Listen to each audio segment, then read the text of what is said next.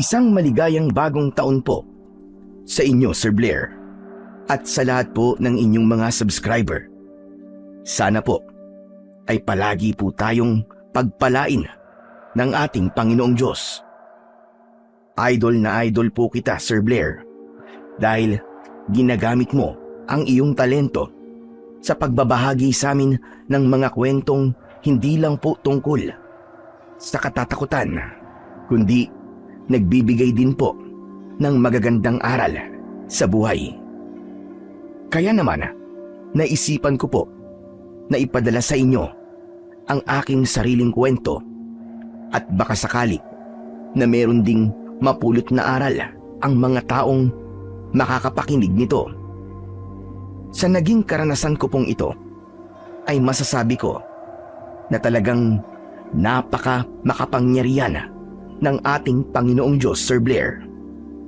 Merong kasing punto sa ating buhay na pakiramdam natin ay pinapabayaan niya na tayo.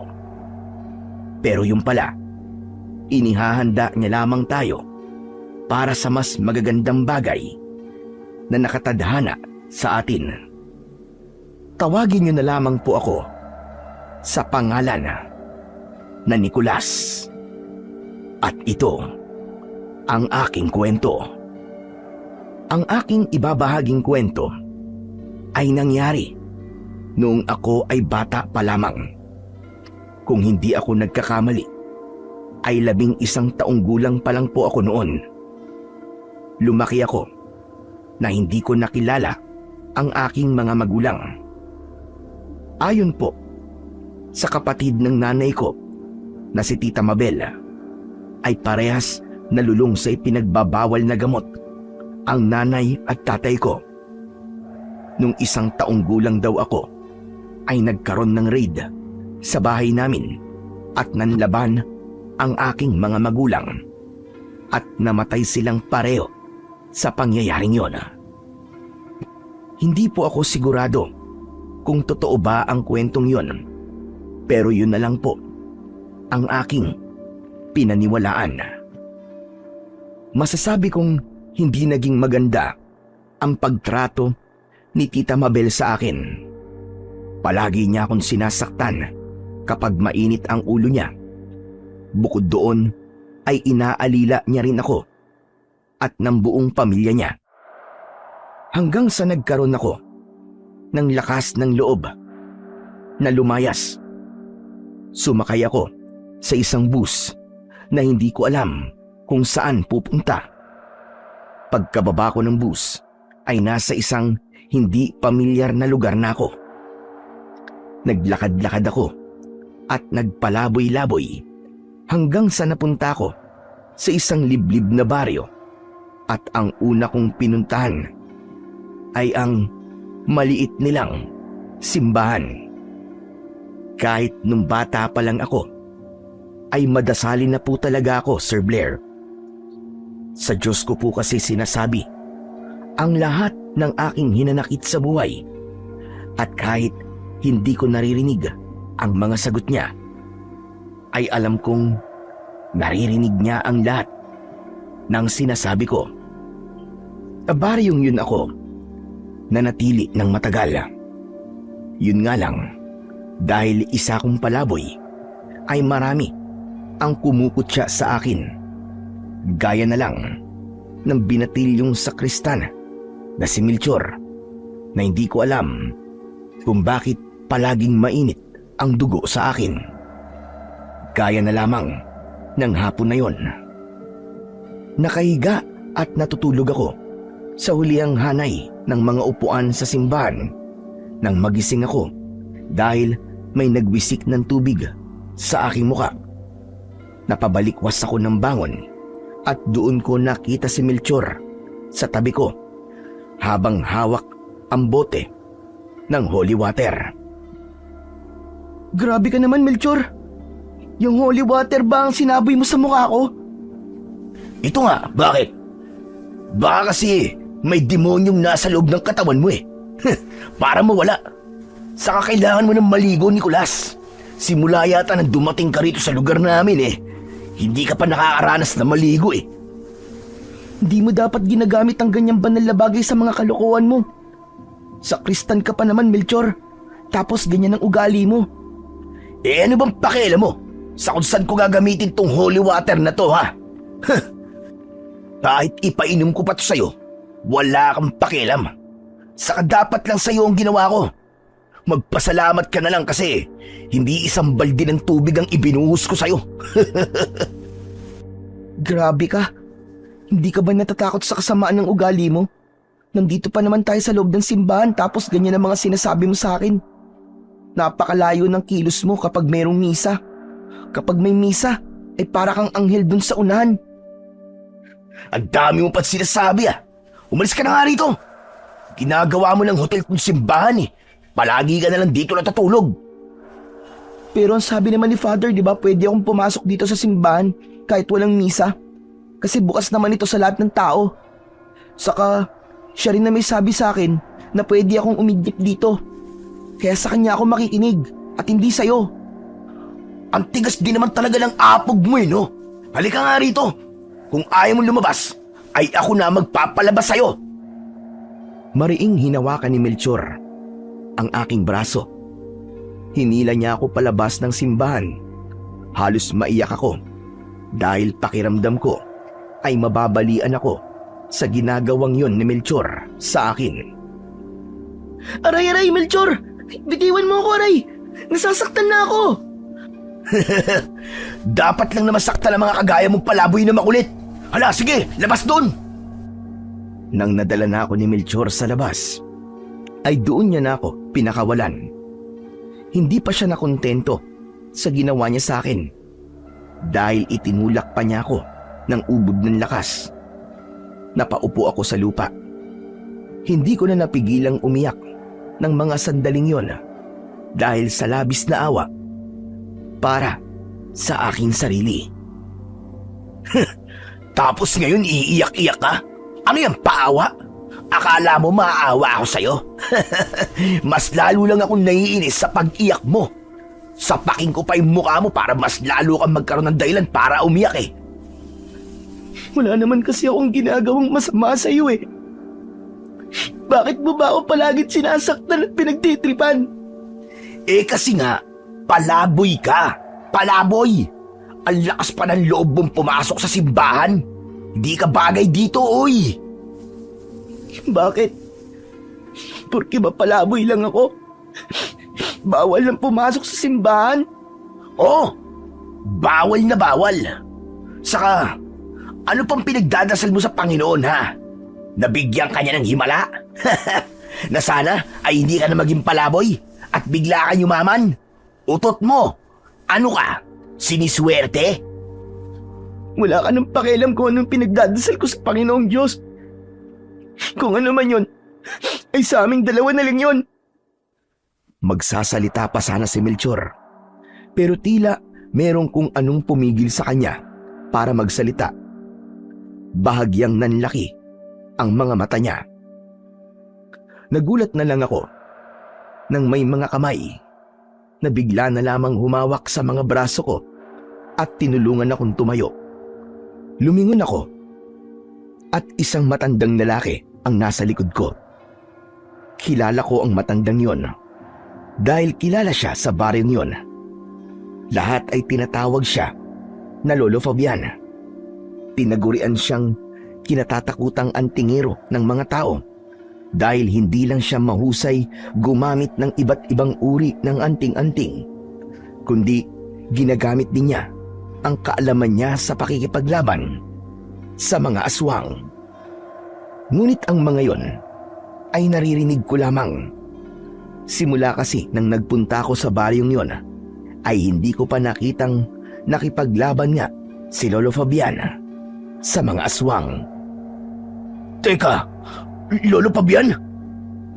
Ano na namang ginagawa mo kay Nicolas, Melchor? Hindi ka ba talaga naaawa sa batang ito? Wala na ngang pamilya at bahay. Palagi mo pang inaaway.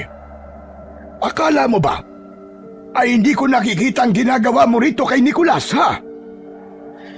Kasi naman po, Lolo Fabian, nagkakalat po siya sa loob ng simbahan Dinadala niya po sa loob yung mga nakalakal niya.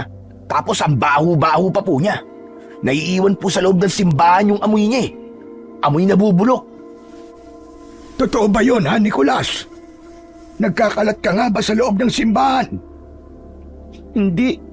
Hindi po totoo yun, Lolo Fabian.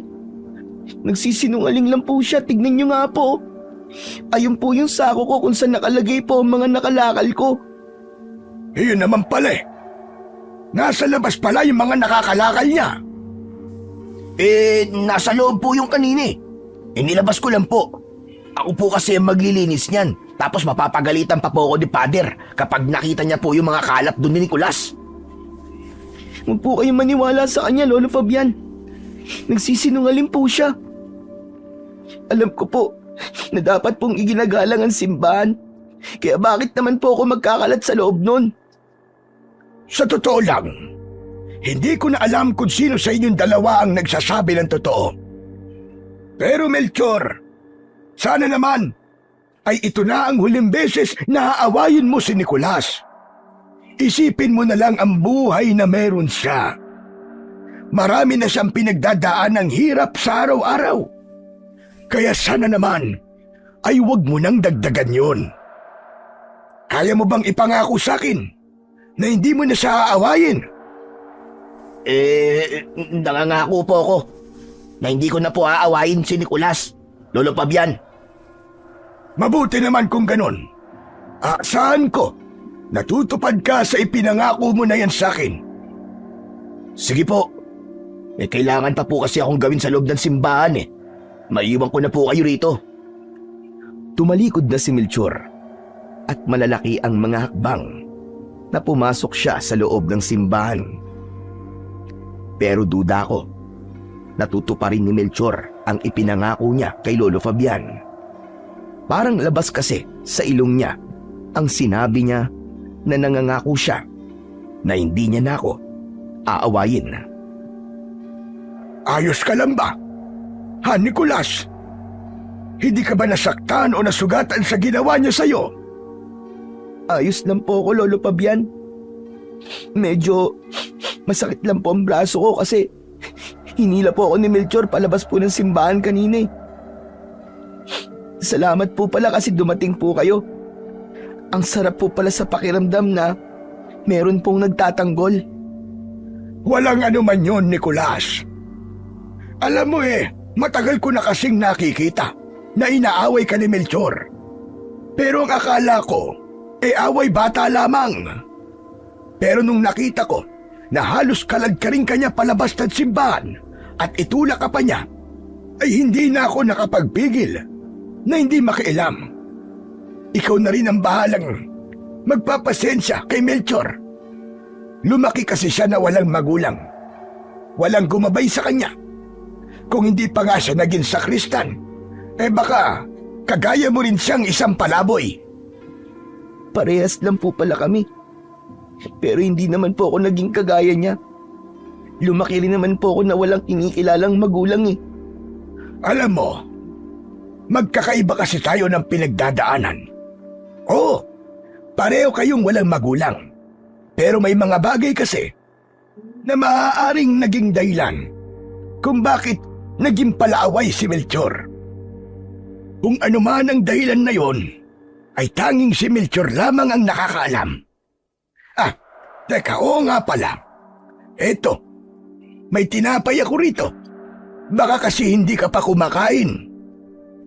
Nanlaki ang mga mata ko sa tuwa nang iabot sa akin ni Lolo Fabian ang isang plastik ng tinapay. Walang pagdadalawang isip na tinanggap ko yun dahil ang totoo ay nagugutom na talaga ako kanina pa. Talaga po, Lolo Fabian? Akin na lang po tong mga to. Ang dami naman po nito. Oo, Nicolas. Sa'yo na ang lahat ng yan. Pang-almusal ko sana yan bukas. Pero sa'yo na lang. Kasi mas kailangan mo yan kaysa sa akin. Pero, Lolo Fabian, paano na po yung pang-almusal niyo po bukas? Pwede naman akong bumili ulit sa panaderya. O kaya maglaga na lang ako ng kamote at saging. Masarap na almusal din yun. Tapos may kapartner pa na kape. Lolo Fabian, maraming salamat po talaga. Sobrang bait niyo po sa akin. Titipirin ko po ito para bukas ay meron pa po akong makakain. Nasisiyang ginulo ni Lolo Fabian ang buhok ko. Matapos yun, ay nagpaalam na siya sa akin. Habang naglalakad siya palayo, ay maluwa-luwa akong nakatingin sa kanya. Bihira kasing may nagpapakita sa akin ng kabutihan. Kaya kapag merong nagiging mabait sa akin, ay hindi ko maiwasang maging emosyonal. Pinunasan ko ang luha sa aking muka. Napangiti ako nang isang aso ang lumapit sa akin. Payat na payat siya at nakatingin siya ng diretso sa aking mga mata. Nagugutom ka rin ba? Eto, sa'yo na itong isang tinapay. Marami naman to kaya sobra pa to sa akin. Kumain ka rin. Inabot ko sa aso ang isang piraso ng tinapay at agad niya tong kinagat. Matapos yun, ay tumakbo na siya palayo. Bago ko tuluyang magtungo sa lugar kung saan ako naglalagi, ay humarap muna ako sa simbahan at taimtim akong nagpasalamat sa Panginoong Diyos para sa mga taong tumutulong sa akin kahit sa maliit na paraan. Maya-maya pa ay magaan ang dibdib na naglakad ako papunta sa bukana ng kasukalan. Umupo ako sa ilalim ng isang mayabong na puno ng mangga. Meron doong nakalatag na karton na siyang higaan ko na rin. Kumuha ako ng isang tinapay at yun muna ang kinain ko. Kahit marami kasing ibinigay na tinapay si Lolo Fabian, ay kailangan ko yung tipirin kasi hindi ko alam kung mayroon bang magpapalimos sa akin sa mga susunod pa na araw. Isa yun sa mahirap sa pagiging isang palaboy. Hindi ko alam kung makakakain ba ako sa susunod na araw o hindi. Lalo na't umaasa lang ako sa mga ibinibigay na barya at pagkain sa akin ng mga tao sa baryong yon. Ganun pa man, kahit nasa ganun akong sitwasyon, ay hindi pa rin ako nawawalan ng pag-asa sa buhay. Naisip ko tuloy yung tanong sa akin ni Melchor na kung ano ba ang ipinagdadasal ko sa Panginoong Diyos. Ang totoo, ipinagdadasal ko na sana ay pagpalain pa ang mga taong tumutulong sa akin para mas marami pa silang matulungang ibang tao. Yung pagiging palaboy ko kasi, ipinagpapasa Diyos ko na lang ang bagay na yon. Naniniwala kasi ako na merong magandang plano sa akin ang Panginoong Diyos at kailangan ko lang magtiwala sa proseso na kailangan kong pagdaanan. Kinagabihan, habang mahimbing akong natutulog sa ilalim ng puno ng mangga, ay nagising ako nang may biglang sumakal sa akin. Naaninag ko sa dilim ang muka ni Melchor. Nagalit na galit habang sinasakal ako. Nagpumiglas ako at pilit kong inaalis ang kamay niya sa leeg ko, pero wala akong laban sa lakas niya. Akala mo ba palalampasin ko yung pagsusumbong mo kanina kay Lolo Fabian, ha? Sinabi mo pa't sinungaling ako. Kung inaakala mong hindi ako gaganti, nagkakamali ka, unggoy. Tama na, Melchor, tama na. Hindi na ako makahinga, tama na. Anong tama na? Alam mo bang pwedeng-pwede na kitang patayin ngayon dito? Wala akong magiging problema kung papatayin kita. Kasi wala ka namang pamilya eh. Walang mag-aalap sa'yo. Lahat ng tao rito walang pakialam sa palaboy ng mga kagaya mo. Walang mag-aalap sa'yo kapag pinatay kita at ibinaon ko sa kung saan ang katawan mo. Maawa ka na sa akin, Melchor. Huwag mong gagawin yan, maawa ka. Mas tumindi ang takot ko nang mas naging mahigpit ang pagkakasakal sa akin ni Melchor. Sa itsura niya kasi, ay parang desidido na siyang patayin ako ng sandaling yon. Sa totoo lang, hindi naman ako takot mamatay. Pero ayoko pang mamatay na hindi ko pa nararanasan na makaramdam ng tunay na pagmamahal mula sa ibang tao. Ngunit ng sandaling yon, pakiramdam ko ay katapusan ko lang talaga. Unti-unti nang nanlabo ang aking paningin at nahirapan na akong huminga. Hanggang sa may isang taong humila kay Melchor at doon na kumawala ang mga kamay niya sa akin leeg. Agad akong sumagap ng hangin. Umupo ako habang habol ang aking paghinga. Nakita ko si Melchor na nakaupo sa lupa habang nasa harapan niya si Lolo Fabian. Nakahawak si Lolo Fabian sa puluhan ng itak na nasa loob ng kaluban. Hindi ba nag-usap na tayo kanina? Nangako ka pa sa akin na hindi mo naaawain at sasaktan si Nicolas.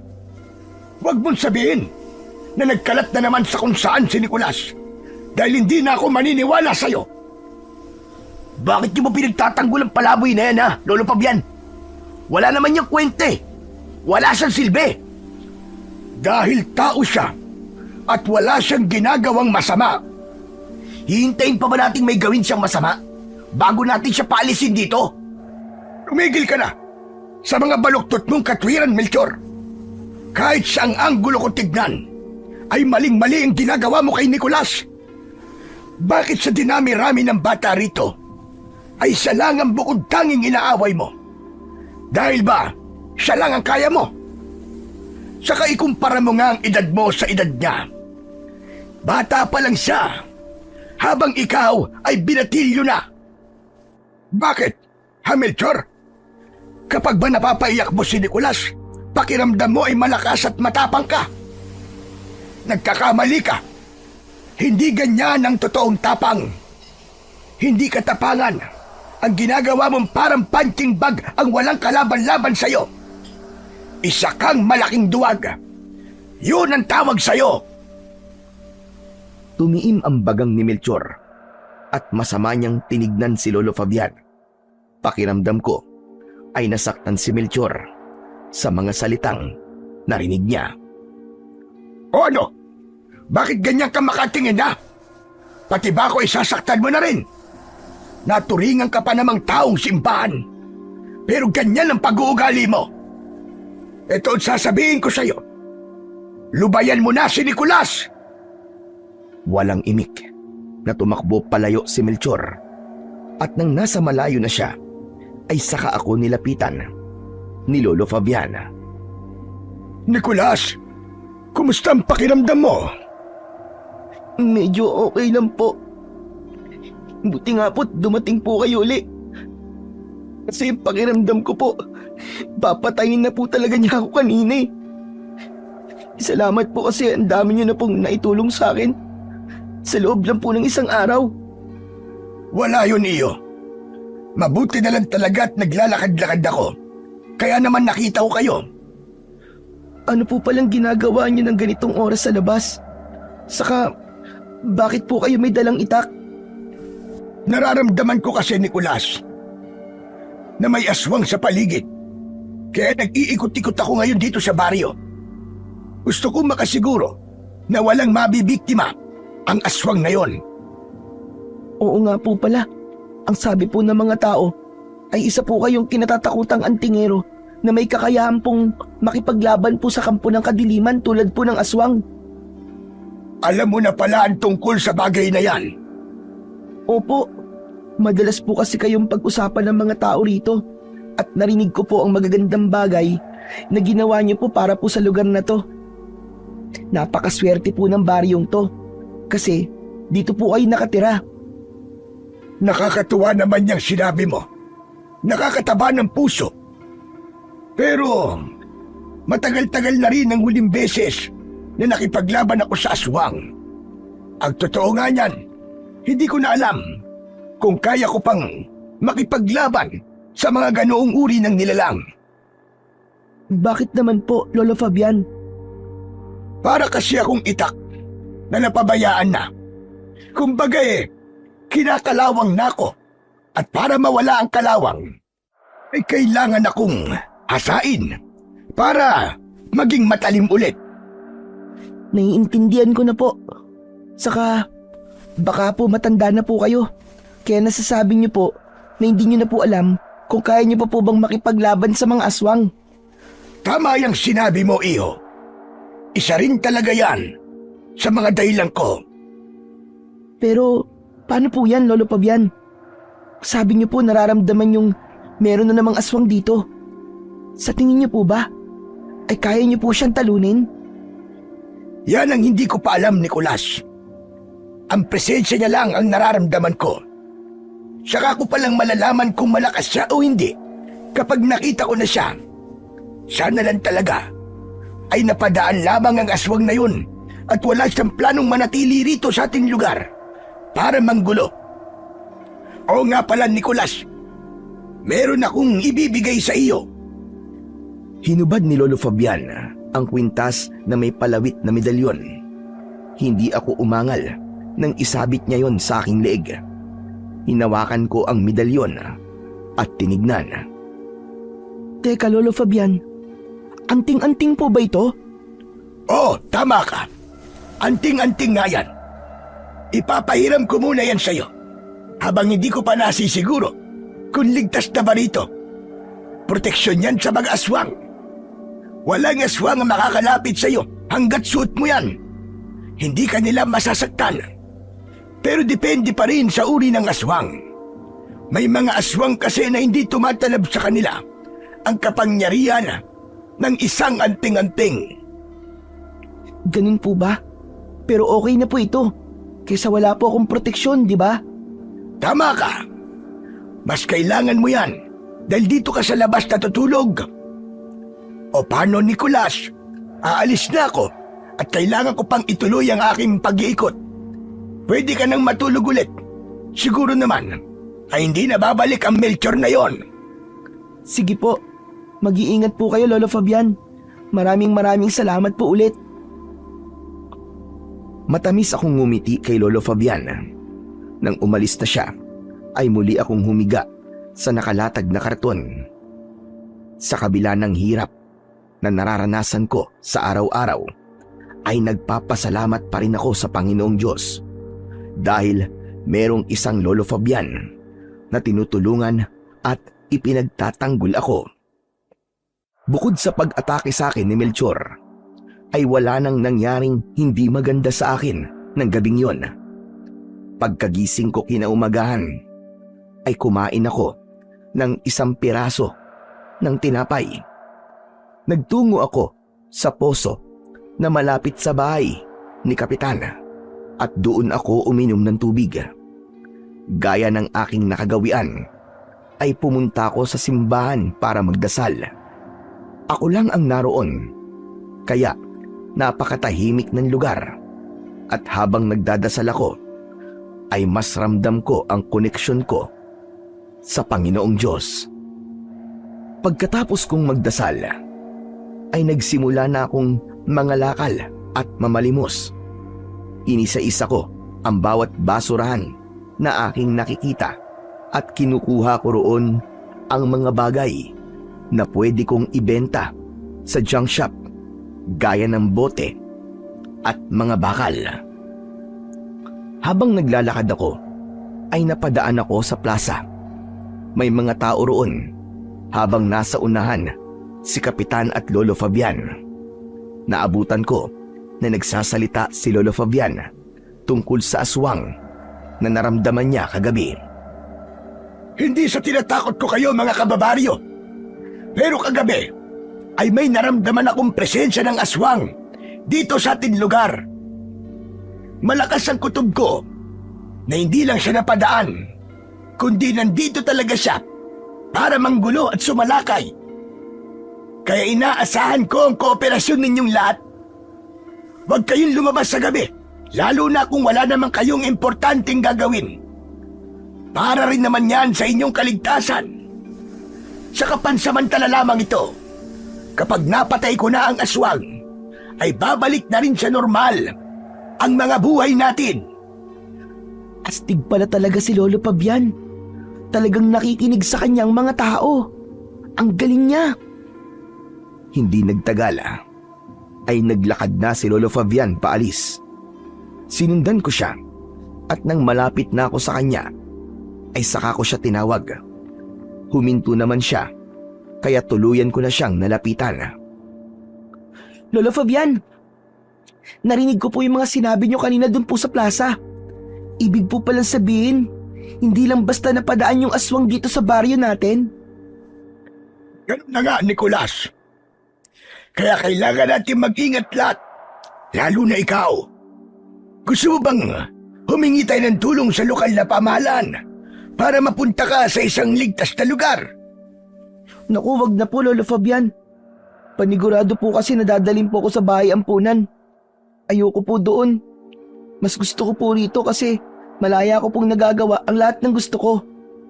Pero mas ligtas ka sa loob ng bahay ampunan. Kahit na po Lolo Fabian. Huwag po kayong mag-alala sa akin kasi marami po akong pwedeng matulugan dito. Saka nasa akin naman po tong anting-anting nyo Kaya hindi po ako malalapitan po ng aswang. Sa bagay, tama ka naman, iho. Pero kung magbabago ang isip mo, magsabi ka lang sa akin at ako ang tutulong sa'yo. Sige po. Maraming salamat po sa inyo, Lolo Fabian.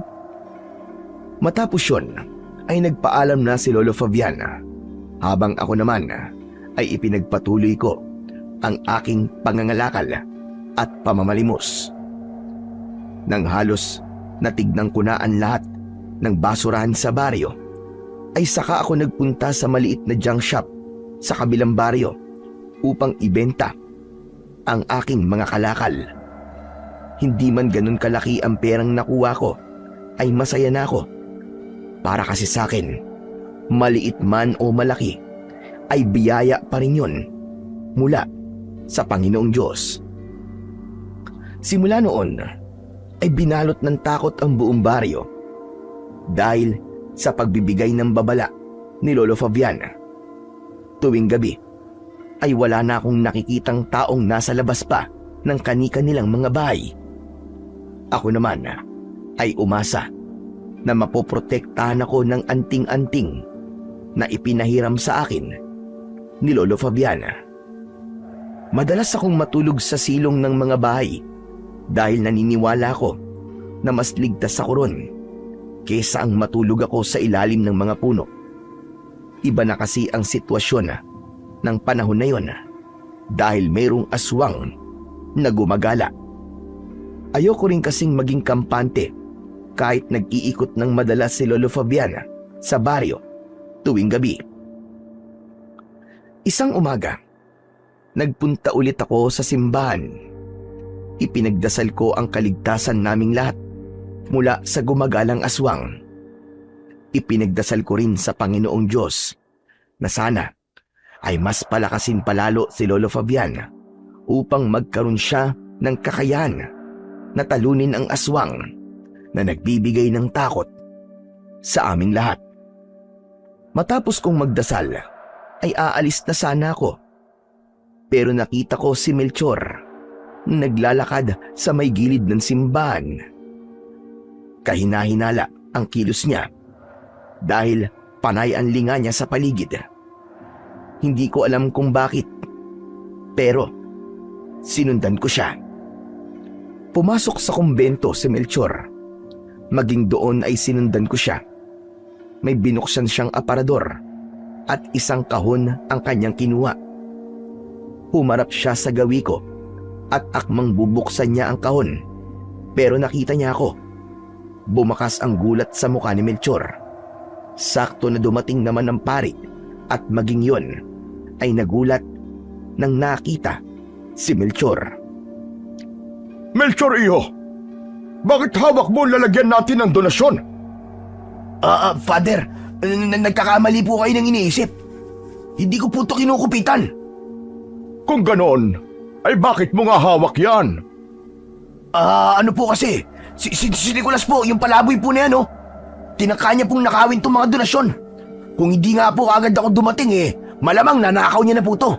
Inagaw ko lang po to sa kanya at ibabalik ko na po sana dito sa aparador. Nanlamig ang buong katawan ko sa sinabing yun ni Melchor. Pakiramdam ko ay umurong ang dila ko nang tumingin sa akin ang pari. Hindi siya galit, pero may takot akong naramdaman dahil hindi ko alam kung kaya ko bang depensahan ang sarili ko ng sandaling yon. Naglakad ang pari papunta sa akin. Tumayo siya sa harapan ko. Nicolas, iho, totoo ba ang sinabi ni Melchor? Nagsasabi po ako ng totoo, Father. Maniwala kayo. Malamang, itatanggi po niya ang sinabi ko at magsisinungaling siya sa inyo. Tumahimik ka nga muna, Melchor, pwede ba? Hayaan mong magsalita si Nicolas. Father, hindi po totoo ang sinabi ni Melchor. Hindi ko nga po alam kung ano pong laman ng kahon na hawak niya. Paano may papaliwanag na nandito ka sa kumbento, ha? Malamang, dati ka pang nagmamanban dito, kaya nalaman mo kung saan nakalagay ang mga donasyon. Sinungaling ka, Melchor. Ikaw ang may planong nakawin yan. Nahuli lang kita, kaya sa akin mo binibintang ang dapat na gagawin mo. Father, maniwala po kayo sa akin. Opo, isa lang po akong palaboy. Pero hindi po ako magnanakaw. Mas gugustuhin ko pa pong mga lakal at mamilimos kaysa po sa magnakaw. Grabe ka, Nicolas! Hindi ka na naiya kay Father. Magnanakaw ka na nga, sinungaling ka pa. Saka bakit ko naman ito nanakawin? Lahat naman ng kailangan ko nandito na sa simbahan na. Wala akong dahilan para magnakaw. Ikaw ang may malaking dahilan para magnakaw kasi palaboy ka, patay gutom ka. Tama na, Melchor. Hindi tama na sinasabihan mo ng ganyan si Nicolas. Hindi ko malalaman ang totoong nangyari. Kaya ang konsensya nyo na. Ang bahala kung sino man talaga sa inyo ang nagtangkang nakawin ng donasyon. Pero gusto kong sabihin sa'yo na maling nakawin nyo ang donasyon dito sa simbahan. Ang perang yan ay nakalaan para sa mga gastusin dito sa simbahan at yan ay mula sa bulsa ng mga taong nagsisimba rito. Kaya kung sino man sa inyong dalawa ang totoong may kasalanan, sana ay maisip ninyo na kasalanan ang magnakaw. Maniwala po kayo sa akin, Father. Hindi po ako magnanakaw. Alam mo, Nicolas, alam ko mabuti kang bata kasi palagi kitang nakikita rito sa loob ng simbahan. Palagi kitang nakikitang nagdadasal. Gusto ko ring ipaalam sa'yo na may kinausap akong ahensya ng gobyerno na tutulong sa'yo. Ang totoo nga niyan ay sa susunod na linggo ay merong pupunta rito para kunin ka at ilagay ka sa bahay ampunan. Ano po? Ayoko po sa bahay ampunan, Father. Mas gusto ko po rito. Nicolas, hindi ligtas para sa batang kagaya mo ang maging palaboy-laboy. Huwag ka mag-alala dahil sa bahay ampunan ay merong mag-aalaga sa'yo. Makakakain ka ng tama at meron ka matutulugang komportable. Hindi mo na kailangang mamalimos at mga lakal. Salamat naman at mawawala na rito ang palaboy niyang, Father. Ang baho-baho niya. Tapos, hindi pa siya nahihiya na sumasama siya sa mga nagsisimba.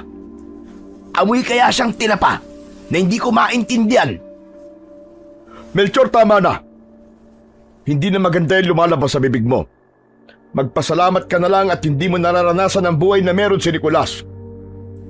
Kaya Nicolas, maganda ka sa susunod na linggo, ha? Ginawa ko yon dahil gusto kitang tulungan at para mapabuti ang buhay mo. Natakot ako sa nalaman ko na yon. Ayoko kasi na magpunta ko sa bahay ampunan. Dahil bago ko mapunta sa baring yon, ay meron akong nakausap na mga kabataan na kagaya kong palaboy. Sinabi nila ang hindi magagandang karanasan nila nung sila ay nasa bahay ampunan pa. Hindi ko alam kung totoo ang mga ikinikwento nila. Pero ang mga bagay na yon ang naging dahilan kung bakit ayokong mapupunta ako sa isang bahay ampunan. Nang dahil sa sinabi sa akin ni Father, ay buong maghapon akong balisa. Inisip ko na umalis na sa baring yon pero hindi ko itinuloy dahil baka mapunta pa ako sa lugar na mas matindi ang hirap na aking mararanasan. Hanggang isang gabi, pupunta sana ako sa silong ng isang bahay para doon matulog at magpalipas ng gabi. Ngunit nakita ako ng may-ari ng bahay at pinagalitan niya ako. Sinabi niya na kaya pala tuwing gabi ay meron silang naaamoy na mabaho ay dahil sa silong ng bahay nila ako natutulog. Kaya wala na akong nagawa kundi ang umalis. Wala kasi akong karapatan na makipagtalo pa sa kanila kasi sa kanila ang bahay na yon. Nagpunta na lang ako sa ilalim ng puno ng mangga kung saan ako dating natutulog.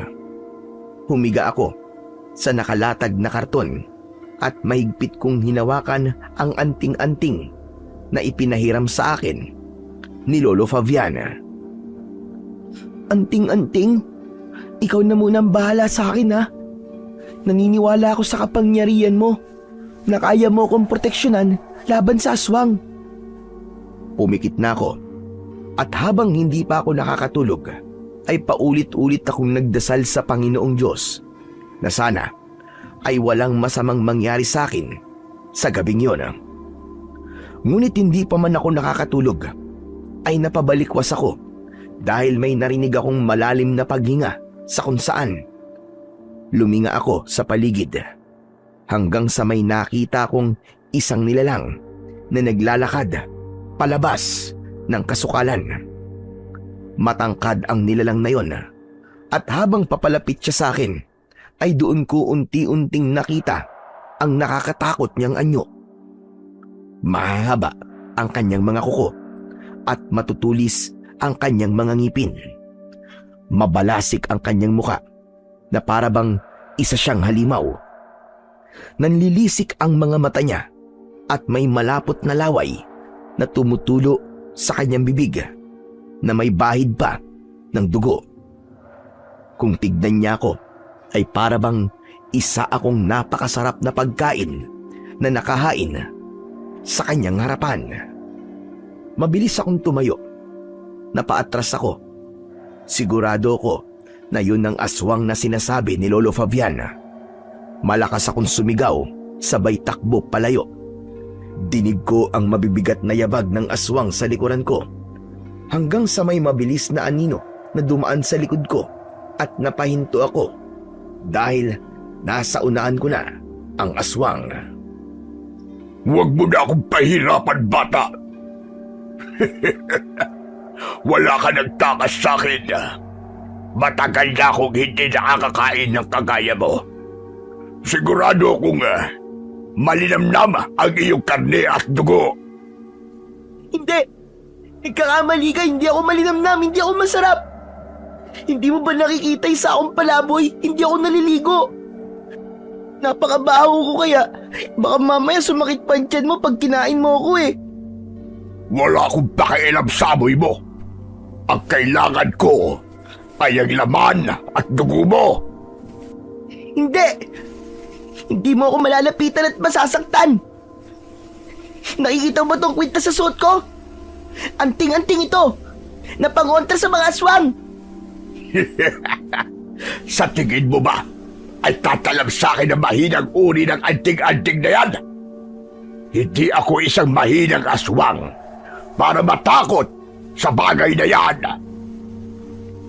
Sa sinabing yun ng aswang, ay nanlamig ako ng gusto. Lalo na nang marahan siyang naglakad papalapit sa akin. Isa kasi yung patunay na hindi talaga siya naaapektuhan ng anting-anting na suot ko. Mamang aswang! Maawa na po kayo, huwag niyo po akong kakainin. Hindi po ako masarap. Mabaho po ako. Parang nauulol na umangil ang aswang. Tatakbo na sana siya palapit sa akin nang narinig ko ang malakas na pagsigaw ni Lolo Fabian. Mula sa likod ng aswang ay lumitaw si Lolo Fabian. Tatagain niya sana ang aswang pero agad yung nakaiwas. Lumayo ang aswang at diretso yung tumingin kay Lolo Fabian. Balawis! Nakikilala mo pa pala ako, Fabian. Akalain mo nga naman, hanggang ngayon ay nakikipaglaban ka pa rin sa mga aswang. Hindi ka ba napapagod? Ang dapat sa'yo ay magpahinga na. Hindi ako magpapahinga hanggat merong mga kagaya mo na nanggugulo sa katahimikan namin dito. Anong ginagawa mo rito, Balawis? Hindi ka ba natatakot sa ginawa ko sa pamilya mo? Nandito ko para maghiganti. Ipaghihiganti ko ang pag-ubos mo sa pamilya ko. Dapat lang sa pamilya mong ginawa ko. Dahil lahat kayo ay perwisyo sa aming mga tao. At wala akong pinagsisisihan na pinatay ko ang pamilya mo. Dahil sigurado ako na kung nabubuhay pa sila hanggang ngayon, ay marami na silang napatay sa baryong ito. At sisiguraduhin kong pagsisisihan mo ang ginawa mong yon. Kung inaakala mo na kaya ako nawala ng napakaraming taon dahil takot ako sa'yo, ay nagkakamali ka, Fabian. Nagpalakas lang ako para sa pagharap nating muli ay ikaw na ang mamamatay. At bago kita patayin, sisiguraduhin kong mararamdaman mo ang sakit na maraming taon ko nang dinadala. Papatay ko ang lahat ng tao sa baryong ito. Gusto kong masaksihan mo kung paano ko sila ubusin bago kita patayin. Hindi ako papayag na magtagumpay ka. Papatayin na kita ngayong gabing ito. Huwag kang magmadali, Fabian. Marami pa akong gagawin, kaya hindi mo pa ako maaaring patayin. Isang nakakakilabot na halakhak ang pinakawalan ng aswang. Sa isang kisap mata ay nasa harapan na siya ni Lolo Fabian. Tatagain sana siya ni Lolo Fabian, ngunit mabilis na kinalmot ng aswang sa dibdib ang matandang lalaki. Matapos yun ay mabilis na tumakbo papunta sa kakahuyan ng aswang hanggang sa nawala na siya sa aming paningin. Bumalik ka rito, Balawis! Tapusin na natin ito! Magbalik ka! Susundan sana ni Lolo Fabian ang aswang, pero nang humakbang siya ay napaluhod siya sa lupa. Hinawakan niya ang sugat niya sa dibdib habang bakas sa kanyang muka ang labis na sakit. Nag-aalalang nilapitan ko si Lolo Fabian. Lolo Fabian! Lolo Fabian! Huwag niyo na po siyang habulin kasi may sugat po kayo. Napakawalang iya talaga ng aswang na yon. Ang lakas ng loob niyang bumalik dito. Huwag niyo muna po siyang isipin, Lolo Fabian. Ihatid ko na po kayo sa bahay niyo. O hindi po kaya ay tatawagin ko na lang po si Kapitan para madala po kayo sa ospital. Hindi na kailangan, Nicolas. Ayos lang ako. Hindi naman malalim ang sugat ko. Kaya ko itong gamutin sa bahay ko. Sige po, pero sasamahan ko pa rin po kayo pa uwi. Inalalayan ko si Lolo Fabian sa kanyang pagtayo. Labis ang pag-aalala ko para sa kanya. Dahil kahit sinabi niyang ayos lang siya, ay ramdam ko na sobrang sakit ng sugat na kanyang natamo mula sa aswang na si Balawis. Nang nakarating kami sa bahay ni Lolo Fabian, ay agad siyang humiga sa mahabang upuan na gawa sa kawayan. Sa tingin ko ay nahihirapan siya, kaya naisip ko na tulungan siya para gamutin ang kanyang sugat. Lolo Fabian, ano pong kailangan kong gawin? Buksan mo yung aparador at kunin mo yung alkohol at bulak. Buhusan mo ng alkohol itong sugat ko. Agad akong tumalima. Ginawa ko ang sinabi ni Lolo Fabian. Nang buhusan ko ng alkohol ang sugat niya, ay napangiwi ako dahil tila nararamdaman ko ang hapdi na nararamdaman ni Lolo Fabian. Pigil niya ang kanyang pagsigaw. Matapos yun, ay nilinis ko ang sugat gamit ang mga bulak. Pinakuha niya ako ng malinis na bimpo at yun ang inilapat niya sa sugat para huminto yun sa pagdugo. Maraming salamat sa tulong mo, Nicolas. Maliit na bagay lang po yan kumpara po sa mga naitulong niyo po sa akin. Pero sigurado po ba kayo na hindi na po kayo magpapadala sa ospital? Hindi na kailangan, iho. Gagaling din naman ito matapos ang ilang araw. Lolo Fabian, meron po pala akong itatanong sa inyo. Yung aswang po kanina, mukhang magkakilala po kayo ah. Paano niyo po siya nakilala? Hindi ko pwedeng makalimutan ang aswang na yon, Nicolas. Siguro ay halos 10 taon na rin ang nakararaan nang dumating ang pamilya ni Balawis dito sa baryo. Nung una, ang akala namin ay normal na tao lang sila. Pero napansin ko na simula nang dumating sila rito ay nagsimula ng pagsalakay ng mga aswang tuwing gabi. Nang nadiskubre ko na aswang si Balawis at ang kanyang pamilya at sila ang responsable sa mga patayan, ay nakipaglaban ako sa kanila. Napatay ko sila malibang kay Balawis. Nagawa niyang makatakas at simula noon ay hindi na siya nagbalik. Ang buong akala ko nga ay natakot na siya sa akin, kaya hindi na siya bumalik. Pero nagkamali pala ako. Nagpalakas lang palang hayop bago siya bumalik dito para maghiganti. Ngayon naiintindihan ko na po ang lahat. Kaya po pala habang magkausap kayo kanina, ay ramdam ko po na galit po siya sa inyo. Pero mukhang malakas po na klase ng aswang si Balawis kasi hindi po siya natatakot dito sa anting-anting na suot ko. Wala pong epekto to sa kanya eh. Yun ay dahil hindi siya mahinang uri ng aswang. Totoong nagawa niyang magpalakas sa mga nakalipas na taon. Ang ikinakatakot ko lang ay kung kaya ko ba siyang talunin kung sakaling muli kaming magkakaharap. Kahit hindi ko pa po kayo nakikitang nakikipaglaban po sa aswang, ay alam ko pong magaling po kayo, Lolo Fabian. Hindi naman po kayo tatawagin kinatatakutang antingero kung hindi po eh. Matanda na kasi ako, Nicolas. Hindi na ako gaya nung araw na malakas. Paano po yan? Kung sa tingin niyo po ay mahina na po kayo ngayon, dapat po pala meron po kayong makakatulong kahit isang tao sa pakikipaglaban po kay Balawis. Sa totoo lang, naghahanap ako ng taong karapat-dapat na susunod sa aking yapak. Isang tao, nakakakitaan ko ng tapang at merong mabuting puso at hangarin. Yun nga lang sa ngayon, ay hindi ko pa siya nakikita. Sana po makita niyo na po ang taong yun para hindi na po kayo mag-isang lalaban po kay Balawis. Sana nga. Pero ikaw, hindi naligtas sa'yo natutulog ka sa labas lalo na't si Balawis pala, ang aswang na narito ngayon sa ating baryo. Sigurado ko na lahat ng taong makikita niya sa labas ay papatayin niya. Alam niya kasi kung gaano ko kamahal ang baryong ito. Kaya una niyang papatayin ang mga taong nandito. Yan nga din po ang iniisip ko eh. Pero wala naman po akong magagawa. Magdadasal na lang po ako sa Panginoong Diyos na wag po niya akong pababayaan. Sa lahat ng hindi magandang nangyari sa buhay mo, naniniwala ka pa rin na mayroong Panginoong Diyos. Oo naman po.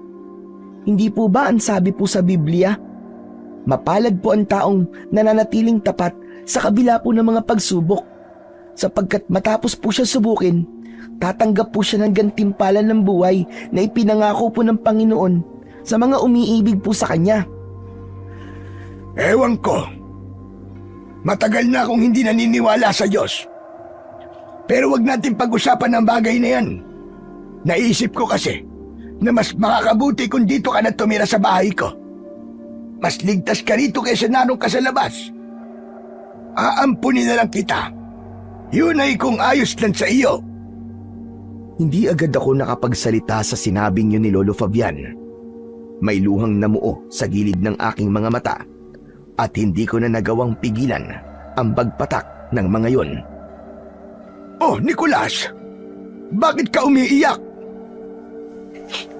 Lolo Fabian, hindi lang po kasi ako makapaniwala na meron pong mag-aampun sa akin sa lugar na to. Napakasaya ko po, Lolo. Kung ganon, pumapayag ka na ba sa alok ko? Opo, wala po akong dahilan para hindi pumayag. Maraming salamat po talaga sa inyo, Lolo Fabian. Sa sobrang tuwa ko, ay niyakap ko ng maigpit si Lolo Fabian. Marahan niyang tinapik ang likod ko at saka siya gumanti ng yakap.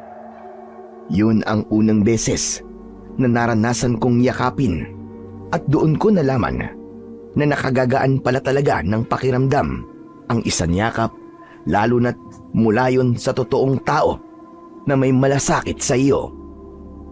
Sa gabing yon ay sa bahay na ni Lolo Fabian ako natulog. Pinaligo muna ako at pinagpalit ng damit. Ipinagamit niya sa akin ang damit niya at isinuot ko yun kahit malaki sa akin. Kinaumagahan, nagising ako na nakahanda na ang almusal.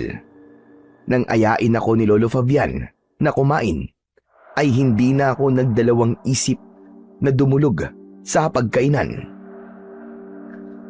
Alam niyo po, Lolo Fabian, hindi pa rin po ako makapaniwala na inampun niyo po ako. Sanayin mo na ang sarili mo. Dahil simula sa araw na to, ay apo na kita.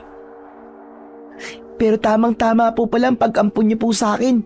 Ang sabi po kasi ni Father, papadala niya po ako sa bahay ampunan eh. Siguro naman po, hindi na po ako mapupunta roon kasi meron na pong nag-aalaga sa akin. Matanong nga kita, Nicolas. Bakit ba ayaw mo sa bahay ampunan? May mga nakilala po kasi ako dati na tumakas po mula sa bahay ampunan. Ang sabi po nila, nahihirapan po sila roon. Maaaring totoo ang sinabi nila. Pero hindi naman ibig sabihin nun na ang nangyari sa kanila ay mangyayari rin sa'yo. Okay lang po. Mas gusto ko pa rin po dito na kayo po ang kasama ko. Sigurado po ako na nasa mabuting kamay po ako. Kung yan ang gusto mo, ikaw ang bahala. Huwag ka mag-alala. Dahil kung ipipilit ni Father na dalhin ka ron, ay sasabihin ko na ako na ang nag-aalaga sa'yo. Kaya walang dahilan para dalhin ka pa sa bahay ampunan.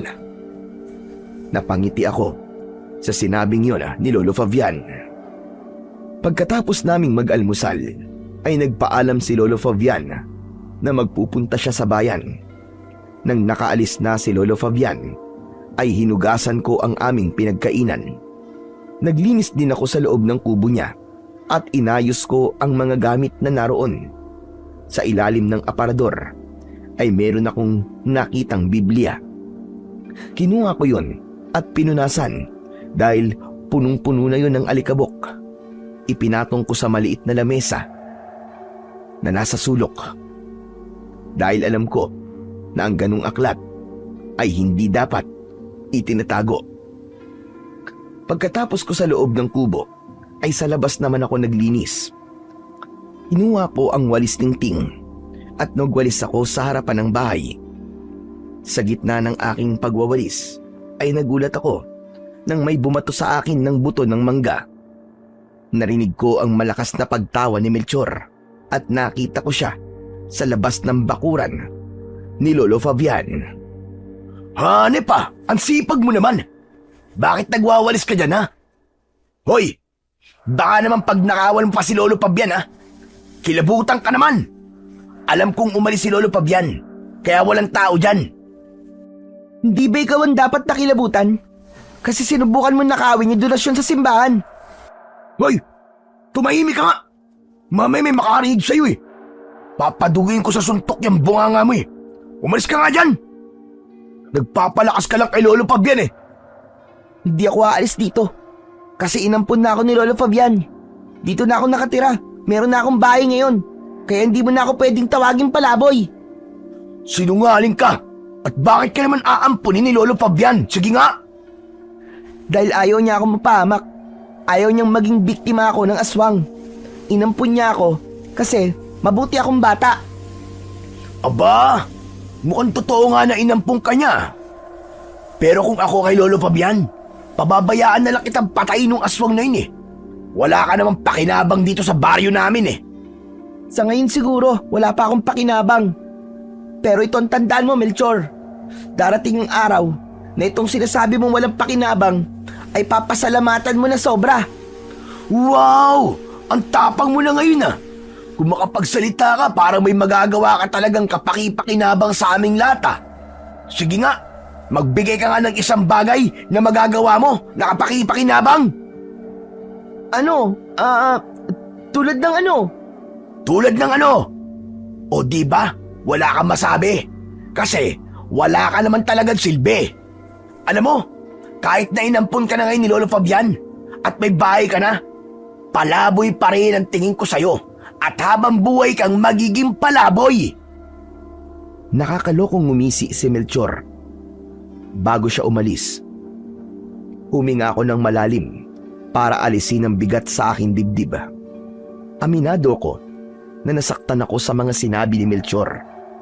Pero naniniwala ako na darating ang panahon na magkakaroon ako ng pakinabang sa baryong yon. Nang bumalik si Lolo Fabian mula sa bahay, ay hindi ako makapaniwala sa mga damit na dala niya. Ayon sa kanya, ay binili niya ang mga yon para meron akong magagamit. Napakasaya ko ng araw na yon dahil yun ang unang beses na ibinili ako ng damit. Kasi nung nasa poder pa ako ng tita ko, ay hindi ako nakaranas ng ganun. Ang mga damit ko kasi noon ay yung mga pinaglumaan ng mga anak ng tita ko. Simula noon ay naramdaman ko kung paano ang magkaroon ng isang pamilya nang dahil kay Lolo Fabian. Itinuring niya ako na parabang sarili niyang apo. Madalas, kapag gumagawa ko ng gawaing bahay, ay pinipigilan ako ni Lolo Fabian at aniya. Hindi niya ako inampon para magkaroon siya ng kasambahay. Sinabi ko naman sa kanya na hayaan na lang niya ako kasi yun ay aking paraan para makabawi sa kanya. Tuwing gabi ay palaging umaalis si Lolo Fabian para mag-ikot sa buong baryo. Nais kasi niyang makasiguro na walang papatayin si Balawis sa mga tao roon.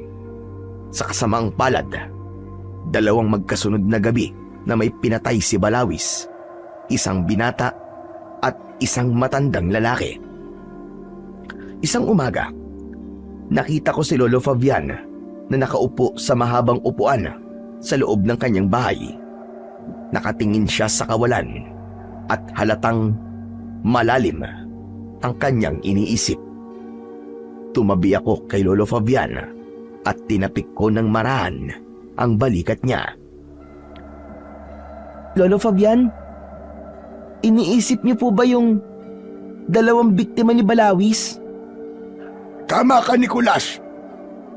Hindi ko kasi lubos maisip na kahit gabi-gabi akong nagro-ronda, ay meron pa ring napatay si Balawis. Sa tingin ko, ay masyado siyang tahimik kung kumilos. O baka naman, humihina na talaga ako, kaya hindi ko na nalalaman kung nasa ng eksaktong kinaroroonan ng isang aswang. Pakiramdam ko tuloy, ay wala na akong tulong na nagagawa para sa baryong ito. Naku, hindi po totoo yan, Lolo Fabian.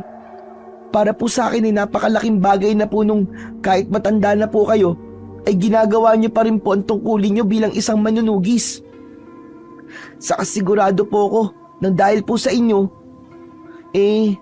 kahit po paano, iniisip po ng mga tao, naligtas po sila. Naiisip pa ba nila yun? Ngayong may 2 nang namatay. Natigilan si Lolo Fabian nang napatingin siya sa maliit na lamesa na nasa sulok. Tumayo siya at kinuha niya ang Biblia na inilagay ko ron nung isang araw at humarap siya sa akin. Bakit nandito ito? Itinago ko na ito ah. Nakita ko po kasi yan doon po sa ilalim po ng aparador. Napansin ko po kasi na wala po kayong altar, kaya mas maganda po na meron po tayong Biblia na nakikita po natin sa araw-araw. Hindi ba sinabi ko na sa noon na hindi na ako naniniwala sa Diyos? Pero bakit naman po, Lolo Fabian? Dahil kahit halos linggo-linggo ko nagsisimba noon at nagdadasal sa Kanya, ay pinatay pa rin ng mga aswang ang aking asawa at anak. Hindi sila nagawang proteksyonan at iligtas ng Diyos na pinapaniwalaan mo. Alam ko pong masakit, Lolo Fabian, ang pinagdaanan niyo po. Pero hindi po yung dahilan para mawalan po kayo ng pananampalataya sa kanya. Lahat po ng nangyayari sa buhay natin ay meron pong dahilan. Maniwala po kayo, Lolo Fabian. At anong dahilan kung bakit kailangan mamatay ng asawa at anak ko sa ganung paraan? Para maging miserable ang aking buhay, ganun ba? Para mabuhay ako ng nag-iisa. Pero hindi naman po kayo mag-isa ngayon eh. Nandito po ako, Lolo Fabian. Alam ko po na hindi ko po kayang palitan ng asawa at anak nyo. Pero kayo po ang naging tulay para magkaroon po ako ng maayos na buhay. Kayo po ang napakalaking biyaya na ibinigay sa akin ng Panginoong Diyos. Hindi niyo po ba naisip na binigyan po kayo ng Diyos ng panibagong layunin sa buhay at yun ay ang magdala ng malaking pagbabago sa buhay ng isang kagaya kong dating palaboy? Ay nako! Kalokohan! Ayoko nang nakikita ang Biblia na to! Nagulat ako nang ibato ni Lolo Fabian ang Biblia sa sahig. Matapos yun, ay nagmamadali siyang lumabas ng bahay. Agad kong nilapitan ang Biblia. Kinuha ko yon at nang isasarado ko na sana yon, ay natigilan ako dahil sa nabasa ko sa isang pahina. Sapagkat tayo'y nilalang ng Diyos, nilikha sa pamamagitan ni Kristo Jesus upang iukol natin ang buhay sa paggawa ng mabuti. Yan ang layuning pinili ng Diyos para sa atin nung una pa man. Nang sandaling yon, ay umalingaw-ngaw ng paulit-ulit sa loob ng utak ko ang sinabi ni Melchor na wala raw akong pakinabang sa baryong yon. Pakiramdam ko ay may liwanag na bumalot sa aking buong pagkatao ng isang bagay ang naisip ko. Sinarado ko ang Biblia at maingat ko yung ipinatong sa lamesa. Nagmamadali kong sinundan sa likod ng bahay si Lolo Fabian at naabutan ko siya na naghahasa ng itak. Lolo Fabian, meron po sana akong sasabihin sa inyo. Kung pipilitin mo kung maniwala ulit sa Panginoong Diyos, ay wag mo na akong kausapin dahil masasayang lamang ang laway mo. Hindi po tungkol doon ang sasabihin ko sa inyo. Hindi po ba ang sabi niyo po ay naghahanap po kayo ng taong sasanayin para makipaglaban po sa mga aswang? Oo, bakit? Meron ka bang kilala na pwede? Meron po. Sino? Kilala ko ba yung taong sinasabi mo na yan?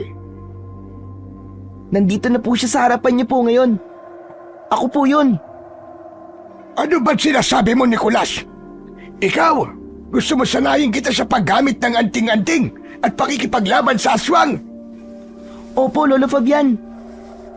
At ano naman pumasok sa utak mo? At naisip mo yan? Kanina po kasi, nung kinuha ko po yung Biblia matapos niyo pong itapon yun, isakto po na nakabukas po yun sa isang pahina. May nabasa po ko ron na dapat po nating ilaan ang ating buhay sa paggawa ng mabuti. Tapos, sinabihan din po ako ni Melchor nung isang araw na wala daw po akong silbi. Kaya naman, naisip ko po, kung makikipaglaban ako sa aswang, ay meron po akong magagawa mabuti at magkakaroon na po ako ng silbi. Pambihira ka! Hindi mo alam ang sinasabi mo, Nicolas. Hindi biro ang pagdadaanan mo sa pagsasanay. Baka hindi mo kayanin. Subukan po muna natin. Kung hindi ko po kayanin, di titigil po ako. Hindi po ba ang importante sinubukan pa rin natin? Sige na po, Lolo Fabian. Alam ko pong bata pa po ako. Pero handa po akong tulungan kayo sa pakikipaglaban, lalong-lalo na po kay Balawis. Matagal akong tinignan ni Lolo Fabian at hindi muna siya nagsalita. Ramdam kong inaalam niya kung nagsasabi ba ako ng totoo o hindi. Maya-maya pa ay isang malalim na paghinga ang kanyang pinakawalan. Bigla ko tuloy naalala sa iyo ang sarili ko nung nasa ganyang edad din ako. Pinilit ko ang tatay ko na sanayin niya ako para maging antingero. Nung una ay ayaw niya, pero hindi ako sumuko. Pinanood ko ang mga ginagawa niya Mag-isa kong pinag-aralan ang mga dapat kong matutunan. At nang nakita niya ang potensyal ko, ay doon niya na ako sinanay. Ayokong ipagdabot sa iyo ang kagustuhan mong makatulong at makagawa ng kabutihan. Kaya naman, pumapayag na ako sa gusto mo. Talaga po? Seryoso po kayo, Lolo Fabian? Bakit ba ayaw mong maniwala? Gusto mo bang bawiin ko na lang? Ay, hindi po, hindi po. Huwag niyo na pong babawiin. Napakasaya ko lang po kasi dahil pumayag na po kayo. Hindi po ako makapaniwala. Pero ngayon pa lang ay sasabihan na kita, ha, Nicolas. Hindi magiging madali ang pagdadaanan mo. Wala pong kaso sa akin yun, Lolo. Handa po akong pagdaanan ng lahat para lang may maitulong po ako sa baryong ito. Kung ganon, ay maganda ka. Dahil bukas na bukas din, ay sisimulan na natin ang iyong puspusang pagsasanay. Sobrang saya ko ng sandaling yon. Nung dumating kasi ako sa baryong yon, ay narinig ko ang tungkol kay Lolo Fabian at talaga namang inidolo ko na siya. Kaya isang napakalaking karangalan para sa akin na ipapasa niya sa akin ang kanyang mga kaalaman. Labis din akong nagpasalamat sa Panginoong Diyos dahil alam kong ginamit niya yung Biblia para mapagtanto ko kung bakit ako napunta sa lugar na yon. At yun ay upang gumawa ng kabutihan at tulungan si Lolo Fabian sa pakikipaglaban sa aswang. Kinabukasan, gaya ng sinabi ni Lolo Fabian, ay nagsimula na siya sa pagsasanay sa akin sa paggamit ng anting-anting at pakikipaglaban sa mga aswang.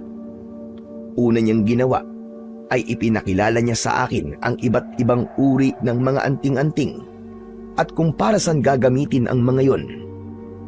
Doon ko nalaman na bawat anting-anting pala ay merong magkakaibang paraan kung paano mapapanatili ang kanilang kapangyarihan. Merong sa pamamagitan ng ritual, dasal at pag-aalay. Tinuruan na rin ako ni Lolo Fabian na gamitin ang isang anting-anting na nagbibigay ng lakas sa pakikipaglaban sa mga aswang. Sa pangalawang araw ay dun niya na ako tinuruan sa pakikipaglaban. Dahil itak ang tanging sandata na meron kami, ay doon kami nag-focus. Hindi lang pag-atake ang itinuro niya sa akin, kundi maging ang iba't ibang paraan kung paano dumipensa. Tuwing gabi ay isinasama na rin ako ni Lolo Fabian sa pagroronda niya sa baryo.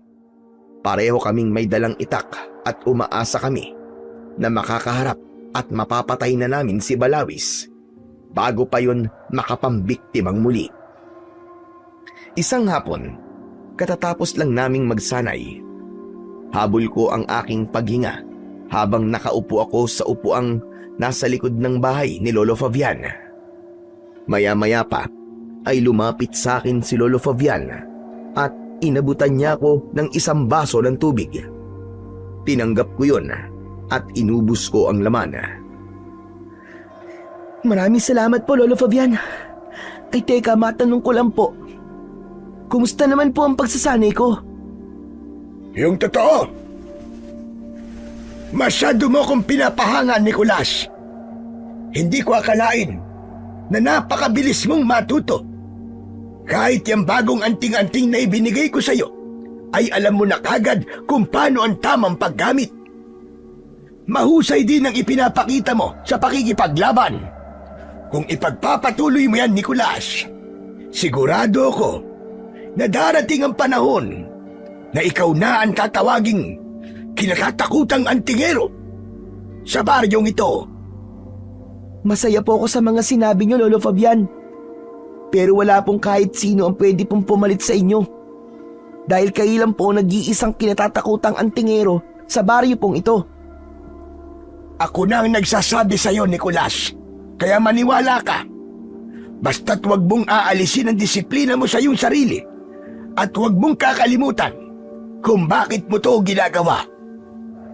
Pero hindi ko po ito magagawa kung hindi po dahil sa inyo, Lolo Fabian. Mabuti na lang talaga at nagpisintakan sanayin kita. Kung hindi, Malamang hanggang ngayon ay naghahanap pa rin ako ng taong makakatulong ko sa pakikipaglaban kay Balawis. Lolo Fabian, meron po pala ulit akong itatanong po sa inyo. Ano ba yan? Bakit ang dami mo naman yatang tanong ngayon? Kasi hindi ba, apo niyo na po ako? Kaya dapat lang po, nakilala na po natin ang isa't isa. Ako nga hindi nagtatanong ng tungkol sa buhay mo eh. Hindi naman po kasi kayo nagtatanong eh. Paano? Hinihintay ko lang naman na magkwento ka. Pero sige nga, ano ba ang itatanong mo? Itanong mo na para masagot ko na kagad at para makapagluto na ako ng hapunan natin. Lolo Fabian, wag po sana kayong magagalit pero sa tingin ko po kasi meron pang ibang dahilan kung bakit hindi na po kayo naniniwala sa Diyos. Tama po ba ako? Napansin ko ang pagbakas ng lungkot sa muka ni Lolo Fabian.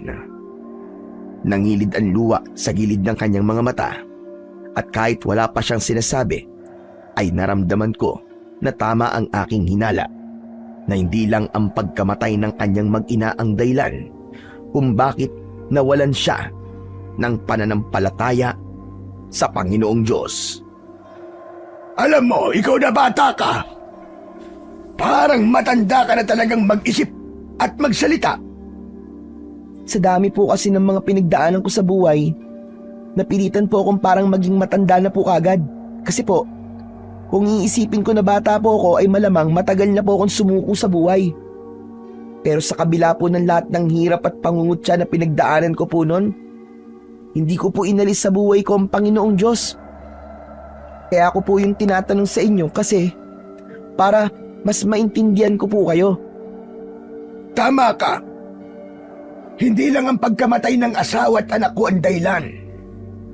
Mas lalong nawala ang paniniwala ko sa Panginoong Diyos nang natuklasan ko nung nakaraang taon na may taning na pala ang buhay ko. Naging madalas kasi ang pagsakit ng ulo ko at nabahala na ako kaya nagpatingin ako sa doktor. At yun, doon ko nga nalaman na merong napakalaking tumor sa aking utak. Napabayaan na yun at hindi na kaya ng operasyon. May mga sinabi sa akin ng doktor na pwede kong gawing gamutan pero tumanggi ako dahil wala naman akong pera.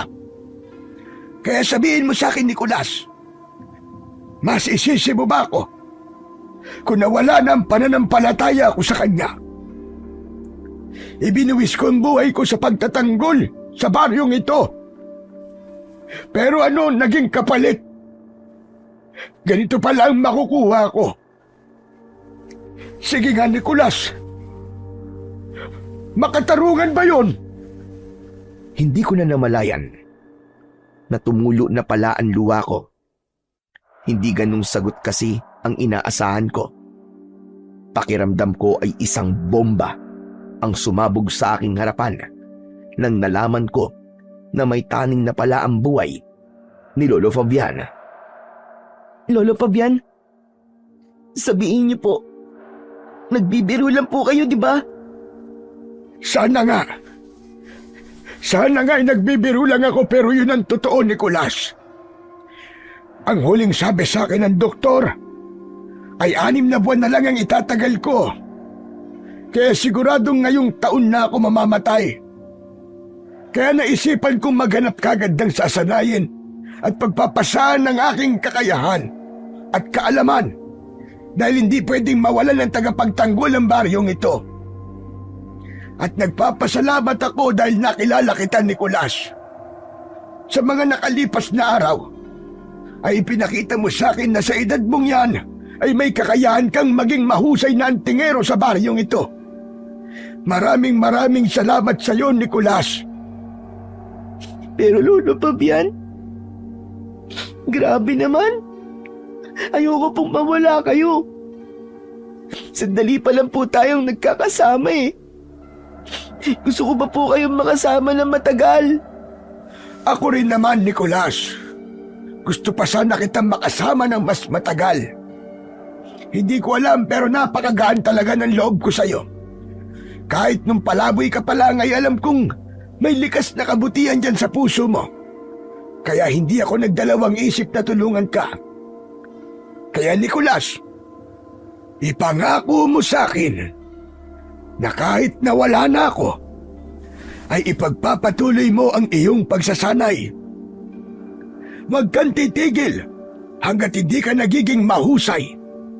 Siguro naman, nasagot ko na ang tanong mo dahil nasabi ko na sa iyo ang lahat ng dahilan kung bakit nawalan na ako ng tiwala sa Panginoong Diyos. Lolo, naiintindihan ko po kayo kahit papano. Kaya gusto ko pong sabihin sa inyo, ang isa sa mga paborito ko po na nabasa ko po sa Biblia. Pakinggan niyo po ako.